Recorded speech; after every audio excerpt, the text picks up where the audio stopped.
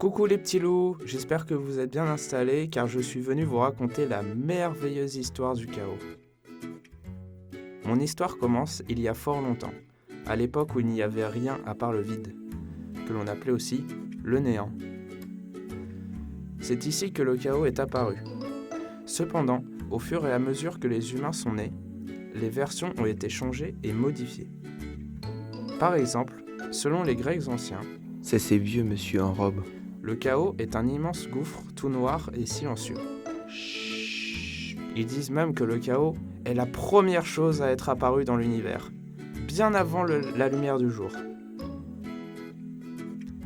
Plusieurs siècles plus tard, Hésiode, un vieux sage barbu, écrit un très gros livre appelé la Théogonie.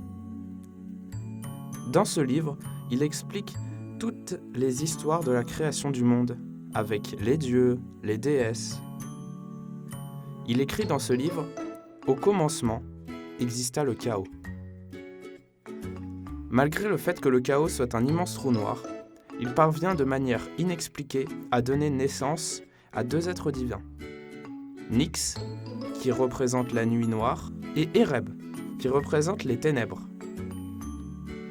Ces deux-là s'unissent et donnent naissance à trois autres enfants. L'amour, le ciel et le jour. Au même moment, Gaïa et Tartare débarquent de nulle part et forment tous les trois la base du monde tel qu'on la connaît. Tout ce que je viens de vous raconter, c'est la version des Grecs anciens. Mais si, vous souvenez-vous, c'est les vieux monsieur en robe. Maintenant, il est l'heure de passer à une autre version, celle de la religion judéo-chrétienne. Selon eux, tout est écrit dans la Bible. On peut y lire la phrase suivante. En arrachant les choses au chaos originel, le Créateur a assigné à chacune d'elles sa place dans un monde ordonné. Autrement dit, Dieu démêle le chaos et crée le monde, stable, calme, qui laissera plus tard apparaître la société humaine. Bien plus tard, après la création du monde et de l'autre côté de la Terre chez les Chinois des temps anciens, le chaos et la pureté sont liés. En effet, dans certaines légendes, le yang représente le chaos et le yin la pureté. Les deux réunis agissent pour créer l'univers. Maintenant que je vous ai raconté l'histoire du chaos, il faut que je vous explique ce qu'il signifie. De nos jours, le chaos a plusieurs définitions. Il peut représenter la désorganisation, l'obscurité, ou encore le fait de ne pas comprendre quelque chose.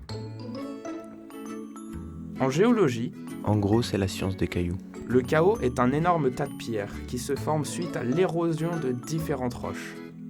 L'exemple le plus connu est le chaos de Kumeli. Certains écrivains définissent le chaos comme étant le produit de l'action de l'homme. Par exemple, Monsieur Goldschmidt explique dans un de ses livres que le chaos arrive après une guerre atomique.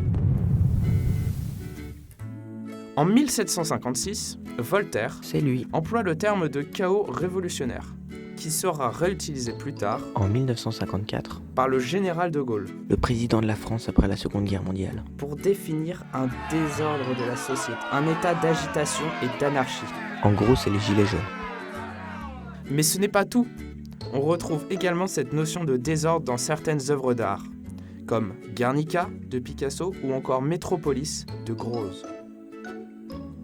Finalement, on peut dire que le chaos, c'est un immense trou noir qui donne naissance au monde.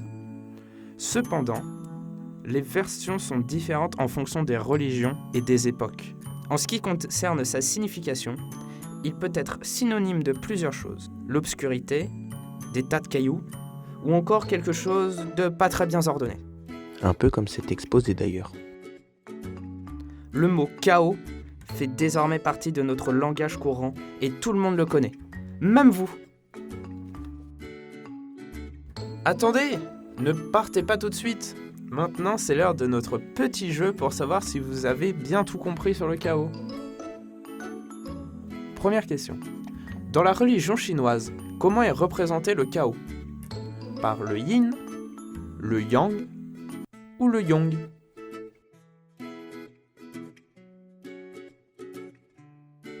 Bravo, c'était bien évidemment le yang.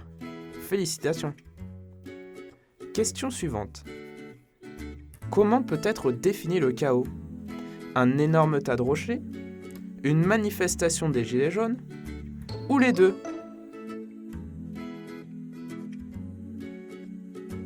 Félicitations, c'était évidemment les deux. Et enfin, dernière question. Dans quel livre fondateur peut-on lire cette citation ? Au commencement exista le chaos. Dans la Bible, la Théogonie ou le dictionnaire Robert ?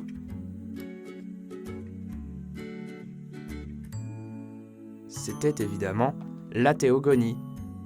Je vois que vous avez bien tout compris. Félicitations mes petits loups. J'espère que vous êtes bien amusés et j'espère vous revoir dans de nouvelles aventures.